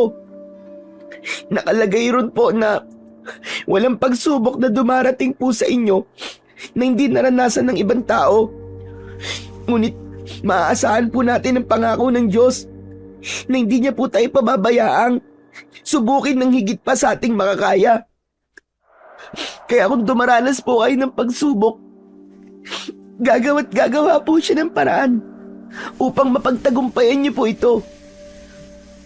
Kapag po pakiramdam ko ay nawawalan na nga po ako ng pag-asa, palagi ko po yan sinasabi sa sarili ko. Pasensya ka na. Pero, gaya na sinabi ko, wala. Hindi na ako naniniwala sa Diyos. Sige na, magluluto na ako ng pagkain natin. Dahil magandang ipinakita mo sa pagsasanay natin ngayon, ay magluluto ko ng paborito mong adobong manok. Ngumiti si Lolo Fabian sa akin, pero kita ko sa mga mata niya ang labis na lungkot. Matapos yun, ay pumasok na siya sa kanyang kubo. Doon ko na tuluyang ibinuhos ang lahat ng luha ko. Sobra akong nasaktan sa katotohanang malapit na palang mamatay si Lolo Fabian. Ngunit nang dahil sa pag-uusap namin na yon ay nalaman ko na hindi totoong galit si Lolo Fabian sa Diyos. Dahil ang totoo ay nagtatampo lamang siya. Alam ko na ayaw pang mawala ni Lolo Fabian dahil nais pa niyang protektahan ang baryong yon. Kaya naman, ipinangako ko sa sarili ko na mas lalo kong paghuhusayan ang aming pagsasanay upang kung sakaling wala na si Lolo, ay mapapanatag siya dahil may maiiwan siyang tagapagtanggol ng mga tao laban sa mga aswang. Simula nang malaman ko na may taning na ang buhay ni Lolo Fabian, ay mas lalong lumaki ang respeto at paghanga ko sa kanya. Pwede naman kasi siyang huminto na sa pakikipaglaban sa mga aswang at ilaan na lang ang natitirang araw sa mundo para sa kanyang sarili. Pero hindi niya ginawa. Mas lalo ko rin pinahalagaan ang bawat oras na magkasama kami. Hindi ko ipinakita o ipinaramdam sa kanya na malungkot ako dahil alam kong ayaw niya yon. Alam ko na ang gusto niya ay wag kong isipin na mawawala na siya. Nagpatuloy kami sa pagbabantay sa baryo tuwing gabi. Sa umaga naman ay nagsasanay kami at labis ako natutuwa sa tuwing sinasabi ni Lolo Fabian na mas lalo akong humuhusay. Naniniwala ako na dahil yon sa galing na magturo ni Lolo Fabian. Kung ibang tao siguro ang magsasanay sa akin, ay hindi magiging madali para sa akin na matutunan ang mga dapat kong malaman pagdating sa paggamit ng anting-anting at sa pakikipaglaban sa mga aswang. Isang gabi, matapos naming maganda, ay lumabas na kami ni Lolo Fabian para mag-ikot. Bukod sa itak ay nasa likod ko rin ang buntot ng pagi na matagal na palang itinatago ni Lolo Fabian. Ayon sa kanya ay mabisang sandata yon laban sa kahit na anong uri ng aswang. Umaasa ako na sa gabing yon ay makakaharap na namin si Balawis at matatalo na namin siya. Alam ko kasi na ang pinakagustong mangyari talaga ni Lolo Fabian bago siya mawala ay ang iiwanan niya ang baryo na yon na ligtas. Paano naman po? Makaharap na po natin ngayong gabi si Balawis. Ilang gabi na po kasi tayong nag-iikot sa baryo pero hanggang ngayon, di pa po natin siya nakikita. Alam kong sinasadya ni Balawis na wag magpakita sa atin. Dahil gaya ng sinabi niya, ay uubusin niya muna ang mga tao rito bago kami magharap. Pero siyempre hindi ako papayag na mangyari yon. Kailangan niya nang mamatay sa lalong madaling panahon para hindi niya na magawa ang mga plano niya. Pero Lolo Fabian, gusto ko lang po itong sabihin sa inyo. Sobra niyo po akong pinapahanga. Kasi kahit may taning na po ang buhay niyo, ay ginagawa niyo pa rin po ito. Iniisip niyo pa rin po ang kapakanan ng buong baryo, imbis na nagpapahinga na lamang po kayo. Noong nagsimula kasi ako makipaglaban sa mga aswang iyo, ay nangako ako sa sarili ko na gagawin ko ito hanggang sa aking huling hininga. Naniniwala ako na ito ay isang tungkulin na hindi ko maaaring bitiwan. Kaya napakasaya ko dahil nakilala kita, Nicolas. Dahil alam ko na kung mawawala ako, ay merong maiiwan dito sa baryo na magiging bagong tagapagtanggol ng mga tao laban sa mga aswang. Pero Lolo Fabian, umaasa pa rin po ako na magkakaroon po ng himala. Simula po nung nalaman ko na may taning na po ang buhay niyo, ay palagi ko na po kayong isinisama sa pagdadasal ko na sana po ay pahabain pa po ng Diyos ang inyong buhay. Na sana po ay makasama pa po kita sa mga susunod po na laban natin sa mga aswang. Hindi ko alam kung matutuwa ba ako o hindi sa mga sinasabi mo. Kasi alam mong hindi na ako naniniwala sa Diyos. Pero Nicolas, maraming salamat. Salamat dahil pinaparamdam mo palagi sa akin na meron akong pamilya. Napakaswerte ko dahil dumating ka sa buhay ko, Nicolas. Ako nga po ang dapat magsabi niyan, Lo. Ako po ang maswerte at mapalad dahil nakilala ko po kayo. Hindi niyo naman po ako kadugo, pero pinakitaan niyo pa rin po ako ng kabutihan. Bakit? Kailangan bang maging kadugo ko yung isang tao para pakitaan ko ng mabuti? Saka naramdaman kong mabuti ka talagang bata. Naalala ko, nung binigyan kita ng tinapay sa harapan ng simbahan, nakita ko na binigyan mo ng tinapay yung aso. Isa yung patunay na meron kang gininto ang puso, Nicolas. Na kahit hirap ka sa sarili mong buhay, ay nagbibigay ka pa rin ng tulong sa iba. Nakita niyo po pala yun? Naawa po kasi ako sa mga nagugutom. Kahit tao o hayop kasi, alam ko po ang pakiramdam ng walang makain eh.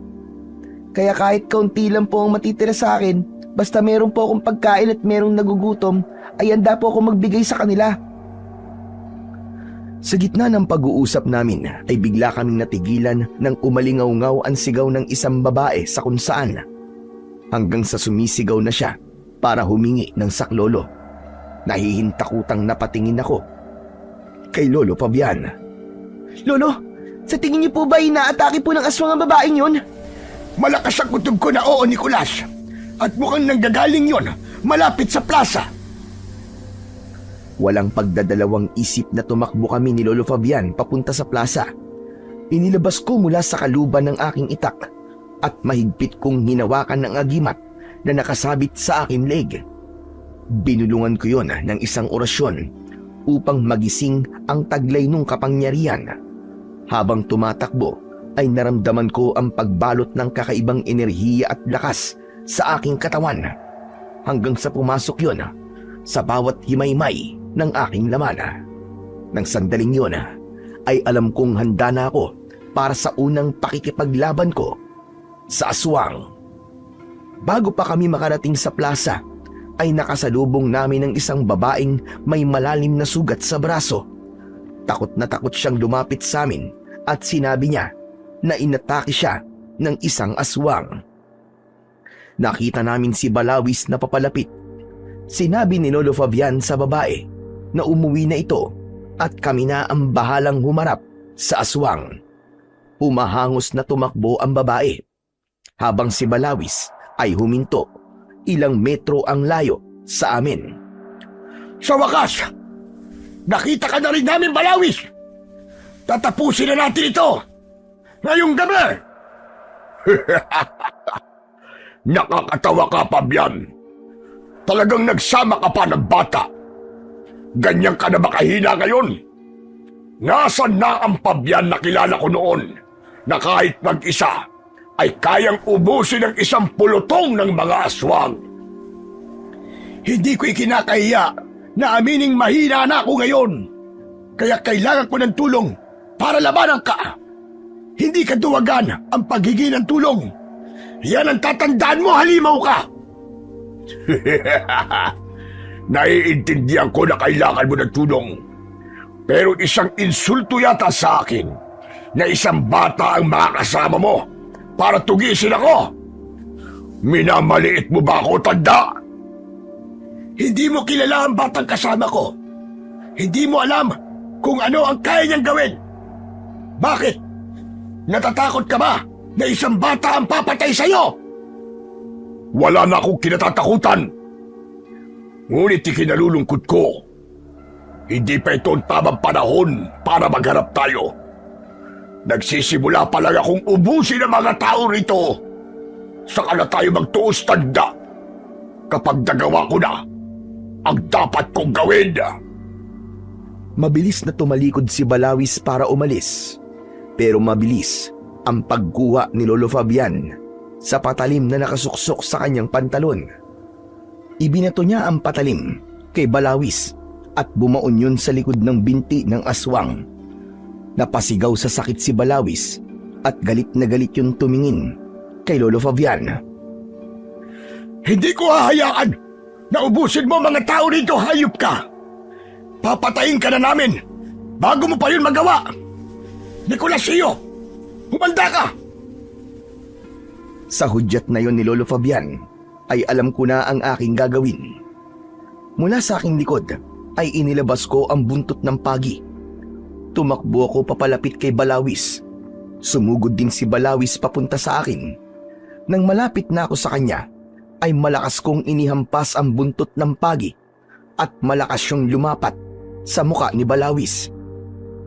Nag-iwan ng malalim na sugat ang buntot ng pagi sa muka ng aswang na mas lalo niyang ikinagalit. Walang hiya kang kutong lupa ka! Ano, Balawis? Patikim pa lang yan ng batang minamaliit mo kanina! Huwag kang magdiwang, tanda. Sige, kung gusto niyong mamatay ngayong gabi, ay pagbibigyan ko kayo! Isang malakas na alulong ang pinakawalan ni Balawis bago siya sumugod kay Lolo Fabian. Buong tapang naman na sinalubong ni Lolo Fabian si Balawis. Nagawang itarak ni Lolo Fabian ang itak niya sa tiyan ng aswang. Paghugot niya ng itak ay malakas siyang itinulak ni Balawis na naging dahilan para siya ay mabuwal. Mabilis akong tumakbo para saklolohan si Lolo Fabian. Bago pa makalapit si Balawis kay Lolo Fabian, ay iniharang ko na ang aking sarili. Napahinto si Balawis nang itinutok ko sa kanya ang aking itak. Nakakaloko siyang humalakhak at halatang minamaliit niya pa rin ako. Sumigaw ako ng malakas at inatake ko si Balawis. Walang tigil ko siyang sinubukang tagain pero napakabilis niya kaya lahat ng pag-atake ko ay nagawa niyang iwasan. Para lang siyang nakikipaglaro sa akin. Ikaw ba ang ipinagmamalaki ni Fabian? Isang malaking kalokohan na iniisip niyo na matatalo niyo ako! Makalipas ang ilang sandali na pag-iwas ni Balawis, ay bigla siyang umatake. Hindi ako naging handa sa pagkakataon na yon. Nagawa niyang hawakan ang braso ko. Hinila niya ako papalapit at walang kahirap-hirap niya akong binuhat at malakas niya akong ibinalibag sa lupa. Nang bumagsak ako sa lupa, ay naramdaman ko ang labis na sakit sa likod ko. Tila nabali ang mga buto ko dahil sandaling nagdilim ang aking paningin. Nang bumalik ang aking paningin, ay nakatayo na si Balawis sa harap ko. Hinanap ko ang aking itak at nang kukunin ko na sana yon, ay agad yung sinipa ni Balawis palayo sa akin. Nakakaawa ka, kutong lupa. Hindi ko alam kung paano ka napapayag ni Fabian na samahan siya sa pakikipaglaban sa akin. Hindi mo ba alam na parang ikaw na rin ang naghukay sa sarili mong libingan dahil sa ginawa mo? Hindi ako natatakot sa'yo. Wala akong pakialam kung mamatay man ako. Dahil ang importante sa akin ay sinamahan ko si Lolo Fabian sa pakikipaglaban sa demonyo ka! Uunahin na kitang patayin at pagkatapos ay isusunod ko ang lolo mo! Itinaas ni Balawis ang kanang kamay niya at kumislap ang mahahaba at matutulis niyang kuko nang dahil sa liwanag ng buwan. Tinanggap ko na lang na yun na ang aking katapusan, pero masaya akong mamamatay kasi nakasama ko si Lolo Fabian sa pakikipaglaban sa kampon ng kadiliman. Itatarak na sana ni Balawis ang mga kuko niya sa katawan ko nang walang ano-ano'y iniharang ni Lolo Fabian ang sarili niya. Nanlaki ang mga mata ko nang nakita kong tumagos ang matutulis na kuko ni Balawis sa likod ni Lolo Fabian. Lolo! Nicolas! Tapusin mo na ang laban! Alam kong magwawagi ka! Sa natitirang lakas ni Lolo Fabian, sinaksak niya sa dibdib si Balawis gamit ang kanyang matalas na itak. Kahit umiiyak ako, ay iniisip ko pa rin ang sinabi ni Lolo Fabian. Nagmamadali akong tumayo kahit nangihina na ang aking katawan. Kinuha ko ang itak at sumampa ko sa likod ni Balawis. Paulit-ulit kong itinarak ang itak sa leeg niya at bilang huling pag-atake ay ginilitan ko siya sa leeg. Kasabay kong bumagsak ang katawan ni Balawis. Nakadilat ang kanyang mga mata na para bang hindi siya makapaniwala sa nangyari. Hindi na siya humihinga. Patay na si Balawis. Umiiyak akong inalis ang mga kuko ni Balawis sa katawan ni Lolo Fabian. Nakita ko ang labis na panghihina sa kanyang mga mata. Napakagaling nang ipinakita mo, Nicolas. Ipinagmamalaki kita. Lolo Fabian, huwag na po kayong magsalita. Kailangan po kayong madala sa ospital. Tulong! Tulungan niyo kami, si Lolo Fabian! Kailangan natin siyang dalhin sa ospital! Napakasaya ko na dumating ka sa buhay ko, Apo. Tama ka. Ikaw ang nagbigay ng bagong layunin sa buhay ko.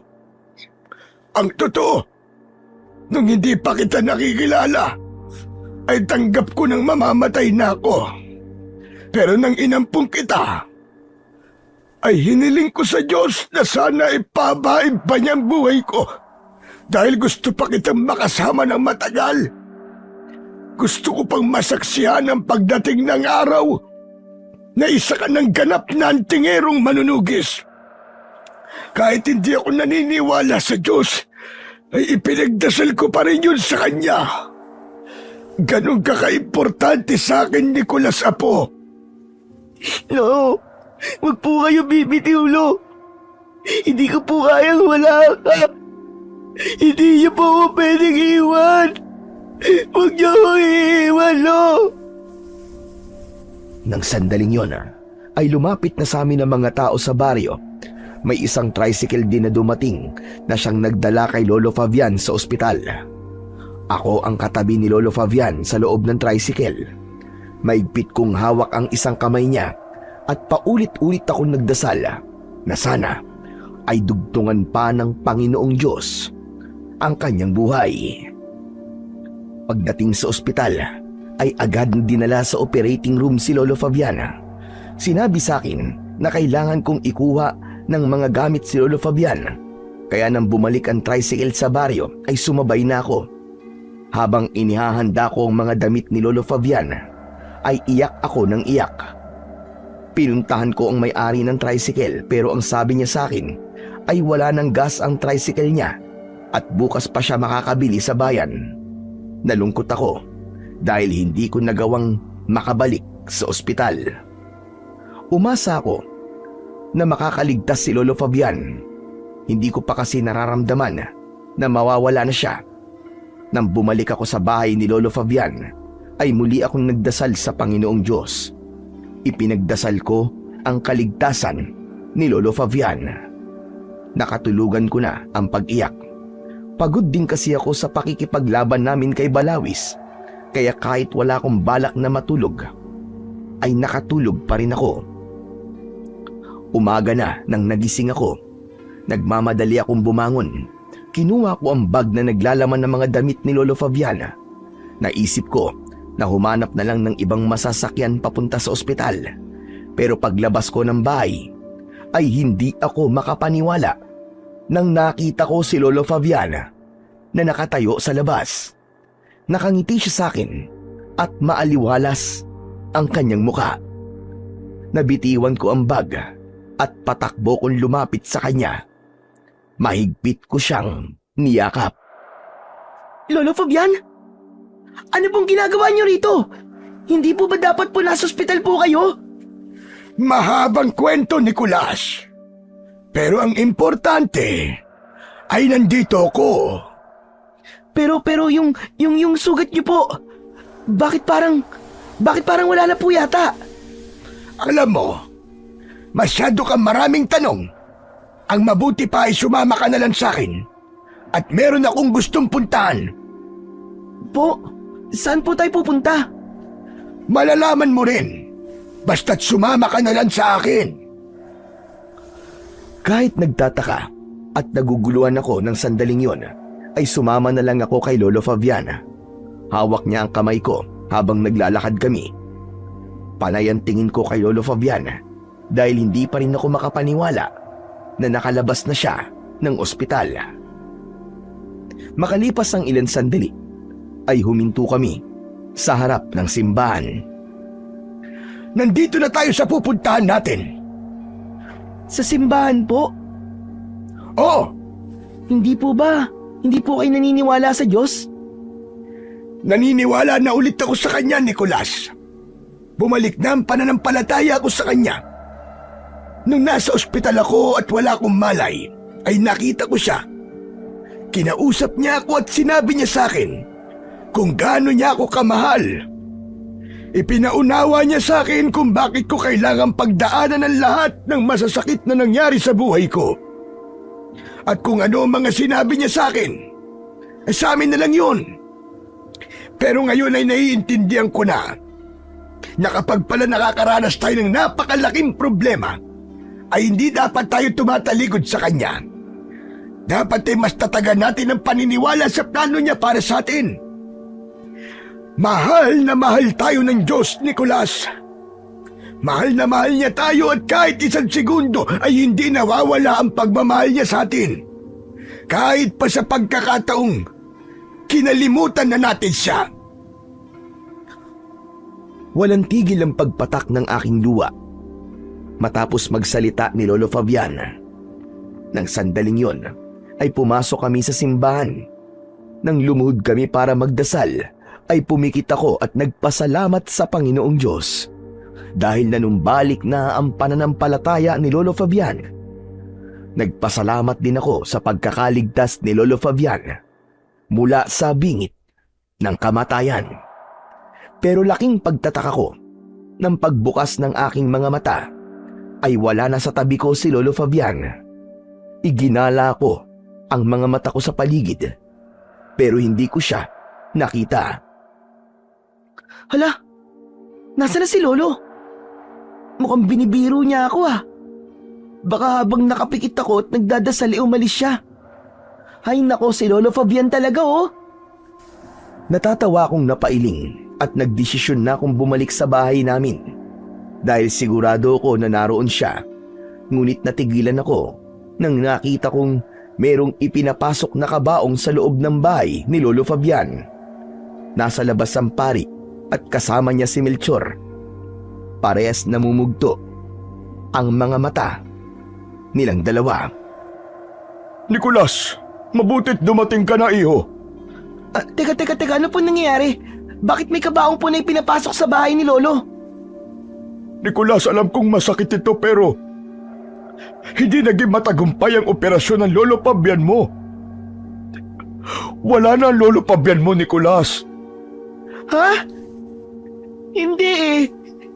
Hindi, Father. Hindi pa po siya patay, kasama ko lang po siya kanina sa simbahan. Hindi pa po siya pwedeng mamatay. Tumakbo ako sa loob ng bahay At nang nakita ko sa loob ng kabaong ang katawan ni Lolo Fabian, ay doon na bumuhos ang aking luha. Nang sandaling yon ay napagtanto ko na espiritu ni Lolo Fabian ang nakasama ko kanina. Doon ko naramdaman ang labis na pagmamahal niya para sa akin. Dahil naniniwala ko na ang pagpapakita niya sa akin kanina ay paraan upang makapagpaalam siya sa akin ng maayos at upang malaman ko na bumalik na ang paniniwala niya sa Panginoong Diyos. Napakasakit para sa akin ang pagkamatay ni Lolo Fabian. Pero kahit ganon, pinili kong magtiwala pa rin sa plano ng Panginoong Diyos para sa akin. Humingi ng tawad sa akin si Melchor at kitang-kita ko ang pagsisisi sa kanya. Kaya pinatawad ko siya ng buong puso. Sa simbahan na ako nanirahan at inilagaan ako ng aming butihing pari. Ipinagpatuloy ko ang pagsasanay sa paggamit ng mga anting-anting dahil alam kong yun ang gusto ni Lolo Fabian. At sa tuwing nagsasanay ako, ay ramdam ko na nasa tabi ko lang si Lolo Fabian na para bang ginagabayan niya ako tulad ng dati.